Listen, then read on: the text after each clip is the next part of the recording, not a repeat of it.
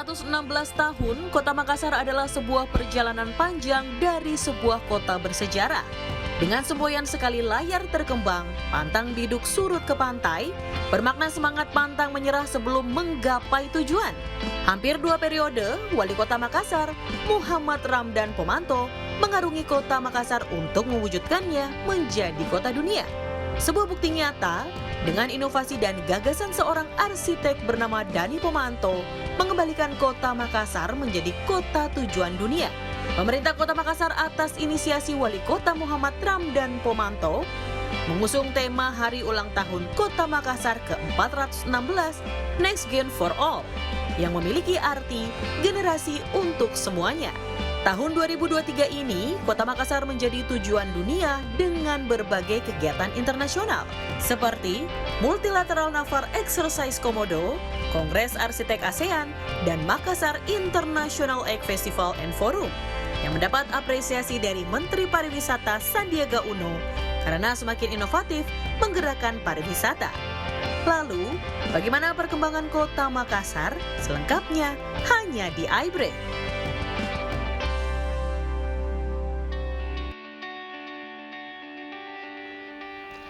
Halo pemirsa, berjumpa lagi bersama dengan saya Kiki Cahya dalam iBreak. Saat ini di studio sudah hadir bersama dengan saya Bapak Muhammad Ramdan Pomanto selaku Wali Kota Makassar untuk membahas topik kita pada hari ini yaitu Hari Ulang Tahun Kota Makassar. Pak Dani, selamat pagi. Selamat pagi, Assalamualaikum warahmatullahi wabarakatuh. Waalaikumsalam. Bapak, apa kabar hari ini? Alhamdulillah, baik.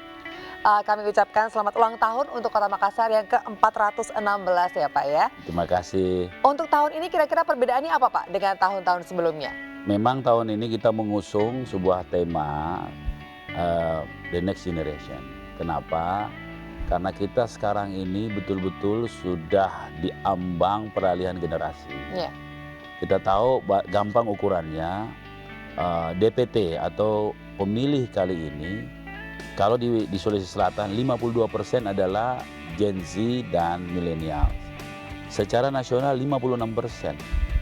Itu artinya bahwa tugas kami ini adalah mempersiapkan generasi ke depan yang harus jauh lebih unggul daripada kita hari ini. Sehingga bukan hanya di ulang tahun kali ini, tapi kemarin festival F8 kami juga mengusung The Next Gen Treasure. Sehingga memang persiapan generasi untuk menggantikan kami ini sangat dibutuhkan, terutama di momen rotasi kepemimpinan nasional di pemilu kali ini.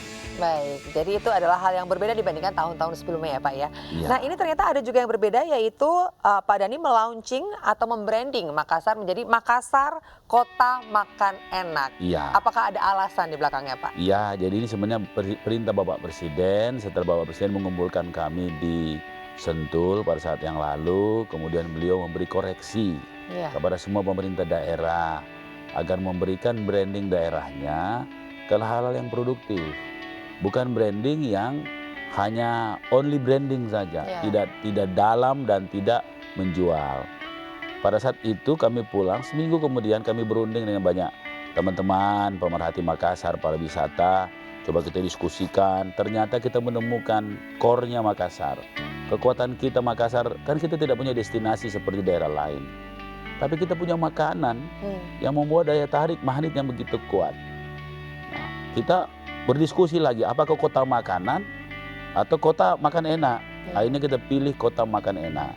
Karena kalau kota makanan atau culinary city atau food city, itu display, itu hanya display. Tapi kalau kota makan enak itu kata kerja. Karena begitu mereka makan, pajaknya 10%. Jadi udah masuk ya. Terbukti di BPS, kontribusi F&B di PAD Kota Makassar itu kenaikannya sampai 14%. Oh, baik. Lalu untuk program Bapak sendiri kan ada yang namanya program Lorong Wisata. Ya. Lalu sekarang ada Makassar Kota Makan Enak. Ya. Apakah ini memang saling berkesinambungan atau seperti apa Pak? Ini sudah menjadi organ-organ pariwisata kota. Jadi Kota Makan Enak satu atmosfer sendiri. Dalam hal ini adalah atmosfer makanannya, objeknya makanan. Lorong wisata adalah keterlibatan masyarakat di ruang-ruang yang paling kecil di sel-sel kota Makassar. Bisa kita cek di Instagram, di TikTok, di Reel, di situ banyak endorsement soal makanan enak yang ada di lorong. Ada sop kikil yang terkenal di lorong, ada coto yang terkenal di lorong. Dan ini menarik sekali karena semangat kita menjual makanan ini itu tidak pada waktu, tidak pada tempat. Ya. Termasuk kita buat sebuah promosi makan enak-enak di kaki lima, Ya. makan enak-enak di lorong-lorong, makan enak pagi hari, makan enak. Jadi kita menjual waktu, kita menjual tempat, dan semua terlibat. Kalau di lorong-lorong masyarakat kecil, tapi jualannya besar karena makanan itu. Nah, inilah yang kita inginkan, bahwa produktivitas kota itu melibatkan semua pihak. Tidak hanya misalnya seperti UMKM atau SME kita, small medium enterprises kita ini hanya seperti misalnya sangat eksklusif, seolah-olah mereka yang orang harus dibantu begitu. Padahal mereka diberikan motivasi, mereka fight sendiri, asal diberi ruang. Iya, betul. Dan ini terbukti di Makassar. Baik, lalu ada yang bilang juga kalau Makassar itu adalah kota makan enak dari pagi hingga pagi lagi. Ya. Nah, kalau misalkan nih Pak, mungkin warga dari kota lain ingin berkunjung ke Makassar, apa yang mungkin bisa Bapak tawarkan untuk di Makassar yang paling enak adalah makanan ini, dan ini? Kalau Bapak diminta untuk memilih. Kalau saya disuruh memilih satu makanan enak, pasti saya tidak bisa menjawab itu. Karena semua di Makassar makanan enak. Kenapa? Saya alhamdulillah sudah jalan-jalan hampir ke seluruh pelosok di benua ini. Coba kalau kita ke Amerika. Di Amerika, kota yang paling modern saja, begitu malam susah cari makan. Betul. Saya pernah ke Kanada, satu kota di dekat Vancouver ada Victoria. Jam 5 tutup. Ya, coba kita ke San Francisco. Jam 9, jam 8 udah tutup. Padahal tempat yang Pier 39-nya itu kan yang paling. Nah, coba kita lihat di Indonesia, ya. Kita juga di Bali kalau malam agak sedikit kita susah. Coba di Makassar. 24 jam dan bukan hanya sekadar makan, tapi memang makanan enak. 24 hour. Iya. Kekuatan inilah yang kita coba create, kita bangun menjadi sebuah kekuatan dengan pelibatan semua masyarakat, dan alhamdulillah karena ini sudah menjadi kultur kita, kultur makanan kita, sehingga tinggal bagaimana mempromosi. Iya. Dan kita sudah mulai mau buat bagaimana makan malam-malam atau makan tengah malam, makan subuh-subuh, ada semua di Makassar. Iya. Lengkap. Jadi coto yang tadinya pagi, kalau dia mau naik kelas atau mau 24 jam, dia buat coto begadang. Jadi coto yang sudah begadang, nggak tidur-tidur gitu. Ya, Iya, begitu. Jadi kalau misalkan diminta memilih pun tidak akan bisa dengan mudah memilih satu jenis makanan ya? Benar, ada 40 makanan yang kita coba sudah kurasi, yang kita akan tampilkan. Yang baru dikenalkan coto, Ya. baru dikenalkan palu basah, kondro, Ya. kemudian kue-kuenya ada palu butung, ada pisang hijau, pisang hepe. Itu baru 6, kita punya 40. Nah, kita punya ada coto kuda, kalau cotonya itu lain seratnya. Kita punya ada palu kaloa namanya, yang pakai keluak, Ya. pakai ikan, enak sekali. Ada namanya palu kaci. Palu kaci itu pakai jeruk saja, simple sekali. Tapi dengan ikan tertentu, ikan kerapu, itu enaknya luar biasa. Wah. Ya, kita punya ayam tolak pinggang, walaupun ini kan namanya pusat Sulawesi Selatan ya. Ini adalah berasal dari daerah-daerah sekitar. Misalnya sop saudara dari Pangkep, Ya. ayam tolak pinggang itu dari Goa, tapi kan masuknya ke Makassar semua, ya gitu. Jadi banyak 40, ada kapurung dari Palopo, ada namanya parede. Parede itu sama, itu bumbunya lain, dia pakai. Jadi kapurung itu pakai pemanis yang pakai daun batikala, ada buah. Wah. Ya, jadi kita ini kan bukan hanya food saja, tapi sudah gastronomi. Betul. Sudah gastronomi itu sudah mulai sejarahnya apa, bahannya apa semua. Iya. Kita sudah mulai sudah agak dalam lah soal makanan ini. Jadi Baik. datang aja ke Makassar gitu. Ini pagi-pagi kita sudah membahas banyak sekali menu kota Makassar ya Pak. Ya. Yang Makassar makan enak ini Ya. luar biasa. Baik pemirsa, kita masih akan berbincang lagi. Jadi jangan kemana-mana, tetap di iBreak.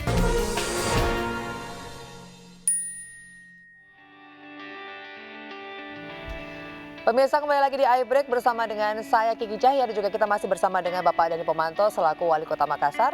Dan tadi kita membahas mengenai kuliner Kota Makassar yang luar biasa, banyak sekali pilihannya ya Pak ya. Lalu berkaitan dengan Makassar adalah kota makan enak. Dan juga tadi juga Bapak sempat sebutkan juga bahwa generasi penerus atau generasi muda adalah 52%. Ya. Itu gen milenial dan juga Gen Z. Nah ini berkaitan juga Pak dengan generasi berikutnya. Bagaimana program Bapak tentang pengentasan stunting di Makassar sendiri? Sebelum stunting menjadi program yang difokuskan oleh negara, kami punya program namanya Jagai Anak.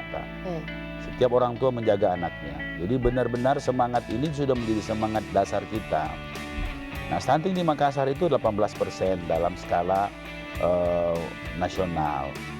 Nah, kalau kita lihat dari jumlahnya itu sekitar 2.000 sekian, 2.300 sekian. Nah, maka saya untuk menuju zero stunting, kami membagi ya semacam Bapak angkat lah di samping beberapa komunitas ya, karena memang kami selalu berdasarkan public engagement, bagian melibatkan semua orang dalam persoalan-persoalan kita semua. Nah, makanya ada kelompok yang mempromosikan satu warung satu anak stunting bagi Bapak angkat, dan ini sangat efektif ya. Dalam 20 hari itu sudah kelihatan hasilnya, kenaikan badan tinggi dari anak-anak kita. Nah, sebelumnya kita punya program itu pendampingan hari pertama kelahiran, yang dimana mulai dari hamil itu didampingi oleh dokter-dokter muda. Nah, karena stunting itu bukan pada saat melahirkan, pada saat hamil, potensi stunting sudah kelihatan. Misalnya kalau ibunya kekurangan darah, itu anaknya berisiko stunting. Nah, sehingga pembinaan orang tua pada saat hamil menjadi penting. Bahkan pada saat awal nikah harus diberi pengetahuan bagaimana merawat anak, bagaimana mengandung anak, dan bagaimana merancang keturunan ya, dalam artian ikhtiar ya, berketurunan yang unggul. Itu kita ada pendampingan. Saya biasa kalau tiap tahun itu tiap tahun 2 kali pertemuan dengan 1.000 ibu-ibu hamil, semua hamil semua. Nah, kami memberi motivasi. Jadi memang stunting ini bukan sekadar makanan, tapi stunting ini adalah pengetahuan dalam konteks semua orang tua menjaga anaknya. Nah, sehingga ini menjadikan kami target dalam waktu secepat-cepatnya kita zero stunting. Walaupun kita punya kesulitan tersendiri. Makassar ini kan ibu kota provinsi. Kalau dalam penduduk Makassar kita sudah selesaikan, tapi kan tidak menutup kemungkinan penduduk lain yang stunting dari luar masuk ke dalam. Betul. Tapi kami tidak menyerah, karena menjadi tugas kami, menjadi positioning kami menjadi ibu kota provinsi. Baik. Ya, sehingga ya kami ongoing, kami satgas-satgas ini dengan RT RW yang kita manfaatkan, ruang pendekatan ruang itu menjadi monitoring kita semua. Kami punya CCTV lengkap, kami punya command center yang canggih, tapi command center yang paling canggih adalah RT RW yang menganalisis, yang memonitoring semua warganya, itu yang paling canggih. Iya, yang paling dekat dengan masyarakat ya Pak ya? Masyarakat. Baik, betul. jadi Makassar ini terus berbenah juga di dalam, sampai juga akhirnya dipandang juga oleh pihak luar ini Makassar semakin membaik, bahkan telah menyelenggarakan event internasional nih Pak ya. Iya, betul sekali. Jadi ini tahun 2023 ini cukup banyak event internasional yang terselenggara di Makassar. Lalu bagaimana Bapak Dhani ini bisa menjaminkan agar masyarakat internasional itu datang juga ke Makassar? Ya. Apa yang Bapak tawarkan sebetulnya? Jadi kami menawarkan tentang apa yang dimiliki kota kita, bagaimana masyarakatnya somber ya, atau very humble ya, very humble, hospitality-nya kuat, dan brotherhood-nya nampak betul. Iya. Mereka bisa ketemu 3 hari, tapi kadang-kadang kalau 3 hari brotherhood itu tidak terjalin. Tapi di Makassar jangankan 3 hari, 1 hari saya ketemu sama orang-orang Makassar itu sudah menjadi saudara kita. Wah. Ya, jadi itu persaudaraan sangat, ya, itu yang paling mahal dari sebuah daya tarik sebuah kota. Nah, sehingga alhamdulillah Panglima TNI dan Pak Kasal memilih Makassar menjadi tuan rumah Multilateral Naval Exercise Komodo kemarin. Iya. Dihadiri oleh 36 negara, eventnya ada 22 event yang begitu luar biasa. Kami sangat tersanjung menjadi tuan rumah. Dan mulai dari event yang sangat teknikal, sampai event yang sangat sosial itu diselenggarakan di Kota Makassar dan mereka semua puas selama di Makassar. Kami juga jadi tuan rumah dari ASEAN Arsitek Forum, ada 1000 arsitek kumpul termasuk arsitek Indonesia dengan seluruh arsitek teman-teman ASEAN. Kami juga dapat kunjungan pejabat-pejabat tinggi Singapura, ada 43 pejabat tinggi calon eselon 1 yang seperti lemhanasnya, benchmarkingnya ke Makassar. Nah ini lagi dipersiapkan, ini 1-2 hari lagi ada tim advance-nya lagi dipersiapkan, guru-guru PAUD dari Singapura itu share dengan di Makassar dengan anak-anak pas sekolahnya akan datang ke Makassar. Nah, setelah guru-guru kami datang ke Singapura. Jadi artinya apa menjadi visi misi kami menjadi kota dunia, dalam hal ini adalah peran mendunia itu sudah tampak. Karena tidak mudah bagi kami mengubah image seperti itu. Karena kami selama ini dianggap kota demonstrasi lah, kota penuh kekerasan, kota yang tidak ramah. Tapi setelah di Makassar ternyata tidak begitu. Ya karena Makassar justru, dan kami sedang mencanangkan hal yang baru, Makassar kota festival tepian air. Ya jadi kami akan buat ini, saya tinggalkan ini, kemarin kan ada F8, festival 8 yang semua F-nya, food, fashion. Saya buat sekarang S8. S8? Ya, sport 8. Jadi baru dibuka tadi malam, tapi karena saya harus ke sini jadi saya tidak hadir, nanti penutupan saya hadir. Baik. Ya, jadi semua sport, misalnya sport education, sport entertainment, sport macam-macam, ada 8 festival sportnya. Baik, lalu tadi Bapak juga sempat sebutkan mengenai F8. Apakah ini masih akan terus berlanjut Pak pada saat Bapak nanti sudah tunai masa jabatannya? Iya, karena ini sudah swasta, mestinya berlanjut. Baik. Tapi kalaupun misalnya tidak berlanjut di kota, saya sudah siapkan arena private saya untuk dipersiapkan untuk itu. Ya kira-kira model-model arena yang ya dalam, tapi ini skala kecil sih. Ya seperti itu Tomorrowland di Belgia, itu kan punya arena sendiri. Ya kita lagi persiapkan tempatnya. Baik. Nanti kita juga akan berbincang ya Pak ya mengenai ternyata di Makassar ini ada sejarah apeksi di mana Bapak ini berhasil untuk mengundang 3 baca pres dalam hari yang sama. Baik pemirsa, kita masih akan berbincang, jangan kemana-mana, tetap di iBreak.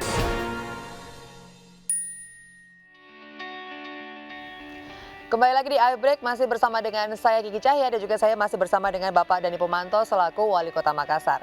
Pak Dhani, tadi saya sempat singgung sedikit mengenai sejarah apeksi bahwa Bapak ini berhasil mendatangkan 3 baca pres langsung dalam hari yang sama. Itu seperti apa Pak ceritanya? Saya kira bukan saya, kita cuma tuan rumah. Saya punya ketua Pak Kang Bima, lobinya Kang Bima, dan alhamdulillah daya tarik apeksi ini memang ada hal yang kita ingin sampaikan, yaitu aspirasi kota. Karena kita tahu bahwa 60% Indonesia sekarang mengkota, menjadi kota. Sehingga aspirasi kota penting bagi calon-calon pemimpin negeri untuk jadikan visi misi. Karena persoalan itu, akumulasi persoalan itu ada di kota. Desa betul tetap punya persoalan, cuma persoalan itu ngumpulnya di kota. Nah, sehingga itu kita sampaikan dan kami tentunya terima kasih sekali 3 kandidat datang, Pak Anies datang, Pak Prabowo datang, Pak Ganjar datang. Pada hari yang sama secara berurutan, ketemu juga semua. Oh iya, itu mungkin suatu hal yang menjadi rekor juga sih Pak. Pertama kali di Indonesia. Ya pertama kalinya, sampai nanti mungkin akan ada event-event yang lainnya ya Pak ya. Betul sekali. Lalu ini ada yang unik, ini fakta yang harus saya tanyakan nih kepada Bapak.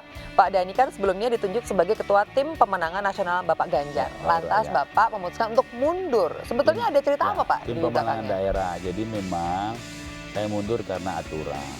Baik. Nah, aturan kepala daerah, tadinya memang aturan itu hanya pada tim kampanye.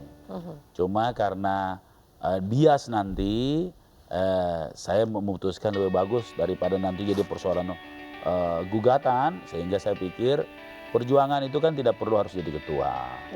Karena cinta kami untuk berjuang itu bisa pada posisi apapun. Sehingga saya memilih dan meminta teman-teman koalisi partai untuk mundur karena aturan. Dan kemarin sudah diplenokan sama teman-teman dan saya resmi mundur, tapi bukan berarti mundur dalam perjuangan, tidak. berjuang dengan cara yang lain. Iya, betul. Baik, lalu untuk sisa masa jabatan Pak Dhani di tahun 2024 mendatang, ini proyek-proyek prioritas apa saja yang akan dikejar? Kami lagi konsentrasi kompleks olahraga indoor kami dengan sirkuit. Ya. Karena anak-anak kita ini harus disalurkan. Kita punya sirkuit yang dengan standar internasional. Kemudian yang kedua, kita lagi membangun sebuah sistem common center kami, dan kita sebut Marvek, Makassar Virtual Economic Center. Jadi yang bagaimana bisa memacu, menjaga pertumbuhan, menjaga inflasi, dan bagaimana UMKM bisa terdeteksi semua di situ, monitoring, keamanan juga semua dengan sistem yang paling canggih. Contoh, wall kita itu 8K, 8K, itu contoh. Kemudian tahun depan kita akan prioritaskan membuat ducting sharing. Yaitu utilitas bawah tanah yang terpadu sehingga kabel tidak ada lagi di atas. Itu memang cukup memerlukan biaya, tapi saya kira di akhir masa jabatan saya ingin meninggalkan legacy agar kota ini menjadi lebih tertata baik. Terutama soal perkembangan ini kan akhirnya kalau tidak ada di bawah tanah itu penuh nanti kabel-kabel. Nah, kita lagi turunkan mulai tahun depan. Baik, lalu ini mungkin pertanyaan terakhir Pak Dhani, 2024 ini kan merupakan tahun politik. Nah, kira-kira rencana Bapak di tahun depan akan seperti apa? Rencana politik Bapak? Ya, sebagai wali kota Pak harus mengawal pemilu damai itu pertama, sehingga Pilpres dan Pileg berlangsung dengan baik. Sebagai wali kota Makassar yang tidak mungkin 3 periode, saya harus mengawal kota Makassar mendapatkan pemimpin yang lebih baik dari saya. Amin. Ya. Kalau soal di atasnya terserah masyarakat deh. Salah satu mungkin Pak? Ya terserah masyarakat apa saya cocok atau tidak. Ya, tentunya terlihat dari survei. Kalau survei memberi tanda bahwa masyarakat menginginkan kami juga untuk maju, ya kenapa tidak? Iya, kita serahkan kepada masyarakat ya Pak ya. Aja. Pak Dhani, terima kasih atas waktunya. Sekali lagi selamat ulang tahun untuk Kota Makassar ya Pak ya. Salam untuk keluarga dan juga warga di sana. Baiklah pemirsa, akhirnya saya Kiki Cahaya pamit. Terima kasih dan sampai jumpa.